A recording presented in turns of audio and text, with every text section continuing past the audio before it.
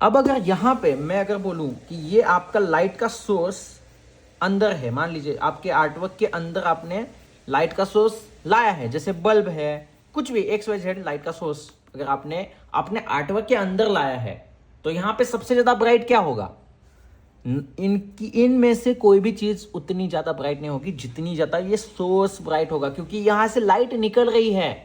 अगर आपने जो टाइटेनियम व्हाइट है या जो सबसे ब्राइट कोई आपके शेड में या आपके मटेरियल में है, वो अगर इसके शर्ट में, इसके पेपर में या कहीं पे भी डायरेक्ट व्हाइट लगा दिया, पूरा पोत दिया, तो इसके सोर्स के लिए वो व्हाइट बचेगा ही नहीं, क्योंकि मैंने पहले ही बोला है कि व्हाइट से ज्यादा आप उसमें ब्राइटनेस नहीं ला सकते। ये फैक्ट है, समझ रहे हो ना? ऑलरेडी यहां पे इतना ज्यादा व्हाइट आपने लगा दिया है कि इसके लिए वो बचा ही नहीं है, इसलिए वो ज्यादा ब्राइट नहीं लगेगा, ऐसा लगेगा ही नहीं यहां से लाइट निकल रही है। फील होना चाहिए आर्टवर्क में कि वो लाइट का सोर्स है, वहां से लाइट निकल रही है। हम उसमें बल्ब नहीं लगा सकते हैं, ना कोई इलेक्ट्रिसिटी का ऐसा कुछ लगा सकते हैं जिससे लाइट निकले। आपको ऐसा एटमॉस्फेयर क्रिएट करना पड़ता है आजू बाजू का कि उसकी इंटेंसिटी ज्यादा, मतलब कम हो और इसकी ज्यादा हो, तब जाके पता चलेगा कि भाई इसकी ज्यादा जो वैल्यू है ना वो ज्यादा है, उसकी ब्राइटनेस ज्यादा है इनके कंपैरिजन में। सबसे ज्यादा यहाँ पे बॉस कौन है? ये है, क्योंकि यहां से लाइट निकल रही है। अगर ये बॉस नहीं है तो इसमें से कौन बॉस होगा भाई? ये कोई चीज होगी जो सबसे ज्यादा लाइट को रिफ्लेक्ट करेगी, उसके ऊपर का हाईलाइट, वो बॉस होगा। वो नहीं है तो उसके बाद, वो नहीं है तो उसके बाद, अगर ऐसी कोई भी चीज नहीं है तो उसकी स्किन हो सकती है। मान लीजिए वो भी नहीं है तो ऐसा दूसरा कुछ जो ऐसा ज्यादा लाइट को रिफ्लेक्ट करेगा, है ना? ऐसी चीजें समझ रहे ना? तो ये स्टेप बाय स्टेप जाती रहती है। अब ये टोनल वैल्यूज जो है उसका जो कॉन्ट्रास्ट होता है वो एक दूसरे का जो ये है एक कंपैरिजन है उससे पता चल जाता है। ये रिलेटिव होता है कि एक वैल्यू दूसरे के वैल्यू से कितनी ज्यादा लाइट है या कितनी ज्यादा डार्क है, समझ रहे ना? अगर इसमें से मैं मान लीजिए ये बोलूं, एक मिनट,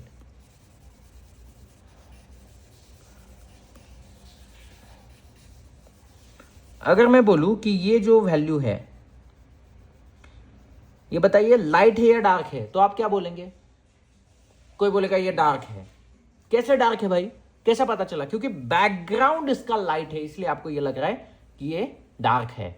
अगर मैंने इसका बैकग्राउंड ही डार्क किया तो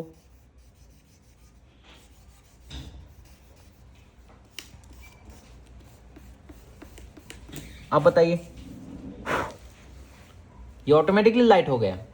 तो ये मैटर करता है कि सराउंडिंग्स और आप इसको किसके साथ कंपेयर कर रहे हो, इससे बहुत मैटर करता है। मान लीजिए ये मैंने बोला कि ये जो है ये लाइट है या डार्क है, कैसे पता चलेगा? क्योंकि हाँ ये लाइट है भाई। क्यों लाइट है? ये डार्क भी हो सकती है। अब बताइए इसमें से कौन लाइट है कौन डार्क है? समझ गए ना मैं क्या बोल रहा हूं? तो ये होता है कंपैरिजन से। जैसे वो ये लाइन बड़ी है या इसको, इस लाइन को बड़ा करो या छोटा करो, इसका क्या करना पड़ेगा? इसको अगर ये लाइन बड़ी है छोटी है कैसे पता चलेगा? इसकी साइड में अगर बड़ी लाइन खींचोगे तो ये ऑटोमेटिकली छोटी होगी, समझ रहे ना? इसको लाइन को बड़ा करने के लिए इसकी साइड में छोटी लाइन खींचो, वो ऑटोमेटिकली बड़ी दिखेगी। ये कंपैरिजन होता है। टोनल वैल्यू का भी सेम कंपैरिजन ही होता है कि आप किस वैल्यू के साथ किसके साथ कंपेयर कर रहे हो और उसका सराउंडिंग कैसा है, मतलब बैकग्राउंड कैसा है। और इसी वजह से वो कॉन्ट्रास्ट क्रिएट हो जाता है जो हमको चाहिए। अगर एक आर्टवर्क में कोई एक चीज के ऊपर बहुत ज्यादा हमको ब्राइट दिखाना है या वहां से रोशनी निकल रही है, जैसे कोई एक चीज है या कोई एक इंसान है जो कुछ मान लीजिए भगवान टाइप का है और उसके अंदर से रोशनी निकल रही है या बहुत ज्यादा शाइनिंग है या उसके उसके वो ग्लोइंग इंसान है मान लीजिए, तो आपको क्या करना पड़ेगा? बैकग्राउंड को आपको डार्क करना पड़ेगा, समझ रहे ना? बैकग्राउंड को अगर आप डार्क करोगे तब जाके उसका ग्लो फील होगा। जो भी उसका बॉडी का ये है ना, वो जो ऑरा है वो क्यों फील होगा? बैकग्राउंड आपने बहुत डार्क किया है, समझ गए ना? और ये जो धीरे धीरे धीरे धीरे आप इसकी करीब आओगे तो फिर पता चलेगा भाई ये जो है ना वो ग्लोइंग इंसान है। आपको बस समझने के लिए मैं बहुत रफली और बहुत क्विक ड्राइंग कर रहा हूं ताकि आपको इजीली समझ आ जाए। ये ग्लोइंग क्यों लग रहा है? क्योंकि हमने इसके आसपास क्या किया है, एक हल्का सा जो कॉन्ट्रास्ट है, वो बैकग्राउंड इसका कॉन्ट्रास्ट है ऐसे, समझ गए ना, ये डार्क है और यहाँ पे सबसे ज्यादा ब्राइटेस्ट हमने ये किया है। और उसके बाद एजेस भी मैटर करते हैं कि इसका एज कैसा है। हमने इसका एज बहुत ज्यादा फेंट रखा है, जिससे पता चल जाएगा कि यहां से वो लाइट निकल रही है इस वजह से। अगर इसका एज बहुत ज्यादा शार्प रखते हैं तो ऐसा पता नहीं चलता, ऐसा लगता है कि हाँ कोई कटआउट वगैरह रखा है, बैकग्राउंड में कुछ ब्लैक है, ये ग्लो क्यों नहीं दिख रहा है। दोनों में सेम चीज की है मैंने, लेकिन ये ग्लोइंग दिख रहा है, क्यों? क्योंकि मैंने इसका एज बहुत ज्यादा फेंट रखा है, इसका एज का पता नहीं चल रहा है और इसका एज का बहुत शार्प है। समझ रहे ना, तो इनका भी यूज आपको करना आना होता है।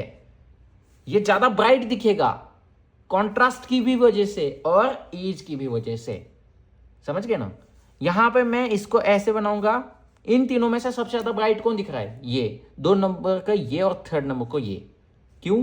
क्योंकि इसको मैंने क्या किया है, कॉन्ट्रास्ट भी है एज भी है। इसको बस मैंने कॉन्ट्रास्ट डाला है लेकिन एज पूरी तरह से शार्प रखा है, और इसको मैंने ना कॉन्ट्रास्ट है ना एज है, कुछ भी नहीं है।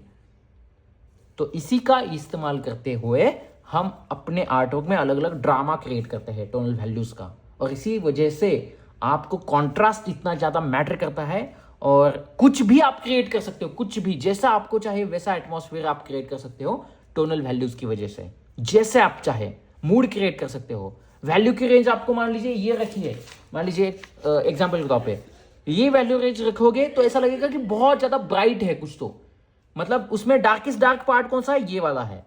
लाइटेस्ट लाइट क्या है? ये है। अगर आपने मिडल रखा है ये, तो थोड़ा सा मान लीजिए शाम का वक्त वगैरह हो सकता है इस वाले में। और इतना रखा तो एकदम रात का, कोई रात का सीन वगैरह है, बहुत हल्की हल्की सी हाईलाइट वगैरह, ये हाईलाइट में थोड़ी सी चीजें ऐसे दिखेंगी।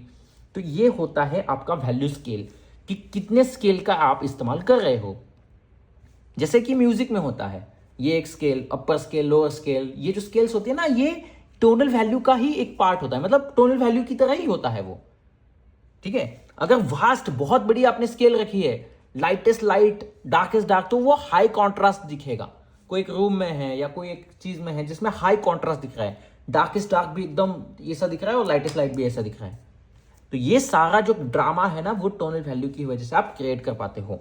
तो आज के लिए इतना ही। नेक्स्ट वीडियो में इसके ऊपर मैं डेमो दूंगा बहुत अच्छे से डिटेल में, कि टोनल वैल्यू को कैसे अंडरस्टैंड करना है, कैसे अप्लाई करना है।